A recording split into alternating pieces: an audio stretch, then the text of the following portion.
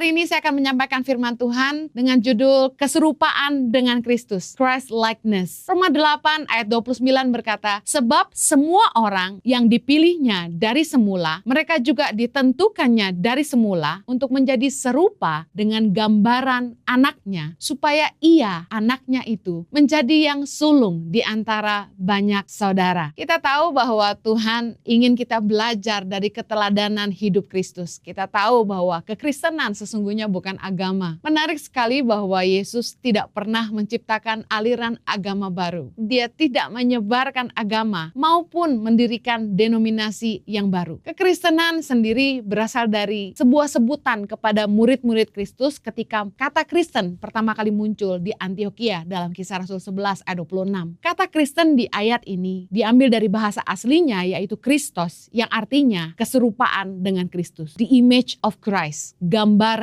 Kristus. Hari ini banyak orang Kristen yang menjadikan kekristenan agama dan bukan keserupaan dengan Kristus. Kalau kita menyebut diri kita Kristen, harusnya kita mengerti artinya adalah kita berkata kepada orang-orang bahwa kita mirip dengan Kristus. Apakah hari ini orang Kristen hidup seperti Kristus? Mari kita lihat beberapa karakter Kristus dan apakah kita, orang-orang yang menyebut diri kita Kristen, kita hidup seperti Kristus. Hal utama yang sering kali muncul dalam pelayanan Kristus adalah Kristus selalu digerakkan oleh belas kasihan. Pelayanan Kristus selalu didorong oleh rasa belas kasihan. Matius 9 ayat 36. Melihat orang banyak itu, tergeraklah hati Yesus oleh belas kasihan kepada mereka karena mereka lelah dan terlantar seperti domba yang tidak bergembala. Mari kita lihat Matius 14 ayat yang ke-14. Ketika Yesus mendarat, ia melihat orang banyak yang besar jumlahnya. Maka tergeraklah hatinya oleh belas kasihan kepada mereka dan ia menyembuhkan mereka yang sakit. Kita lihat dari ayat-ayat ini, banyak kali Yesus digerakkan oleh belas kasihan kepada jiwa-jiwa. Yesus sangat peduli kepada jiwa-jiwa yang terlantar. Dikatakan mereka seperti domba yang tidak bergembala. Dan Yesus peduli kepada orang-orang sakit. Bahkan dalam Markus 1, Yesus menyembuhkan orang yang sakit kusta. Dalam ayat 40-42 dikatakan gini, seorang yang sakit kusta datang kepada Yesus sambil berlutut di hadapannya. Ia memohon bantuannya. Katanya, kalau engkau mau, engkau dapat mentahirkan aku. Maka tergeraklah hatinya oleh belas kasihan. Lalu ia mengulurkan tangannya, menjamah orang itu dan berkata kepadanya, aku mau, jadilah engkau tahir. Seketika itu juga lenyaplah penyakit orang kusta itu dan ia menjadi tahir. Dari banyak ayat kita dapat melihat bahwa Yesus sangat punya belas kasihan kepada orang-orang sakit. Kemanapun Yesus pergi, Yesus menyembuhkan orang sakit. Kita harus yakin bahwa Yesus mau kita sembuh. Kalau kita sakit hari ini, kita harus yakin bahwa Yesus peduli kepada kita dan Yesus mau kita sembuh. Yang menarik dalam perikop Matius 15 ayat 32, Yesus peduli kepada jemaat yang mendengar khotbahnya. Yesus berkata begini, lalu Yesus memanggil murid-muridnya dan berkata, hatiku tergerak oleh belas kasihan kepada orang banyak itu. Sudah 3 hari mereka mengikuti aku dan mereka tidak mempunyai makanan. Aku tidak mau menyuruh mereka pulang dengan lapar. Nanti mereka pingsan di jalan. Saya membayangkan Yesus begitu perhatian, sangat care terhadap orang lain. Yesus tidak hanya berkhotbah, Yesus tidak hanya fokus kepada khotbahnya, tapi dia memperhatikan bahwa domba-domba ini pulang dengan kelaparan. Mereka ikut Yesus 3 hari dan belum makan. Keren banget Yesus bilang ini, aku tidak mau menyuruh mereka pulang dengan lapar. Nanti mereka pingsan di jalan. Betapa luar biasanya. Kebanyakan orang cuma mikir perut sendiri, bahkan berhitung untung dan rugi. Yesus peduli sekali kepada orang-orang yang mengikutinya ketika mereka belum makan. Apakah kita pernah tanya orang-orang yang bekerja kepada kita, apakah mereka sudah makan? Peduli nggak kita? Mereka udah makan atau belum? Orang bekerja pada kita yang kita pikir, apa yang orang itu bisa lakukan buat kita? Apa yang kita bisa ambil untuk diri kita? Tapi Yesus ngajarin kita betapa dia peduli sama orang lain. Yesus peduli sama jiwa-jiwa. Yesus nggak cuma fokus pelayanan-pelayanan aja, tapi Yesus peduli sama orang lain. Yesus peduli sama orang sakit. Hari ini, apakah kita, orang-orang yang disebut Kristen, gambaran Kristus, telah melakukan apa yang Kristus kerjakan bagi dunia?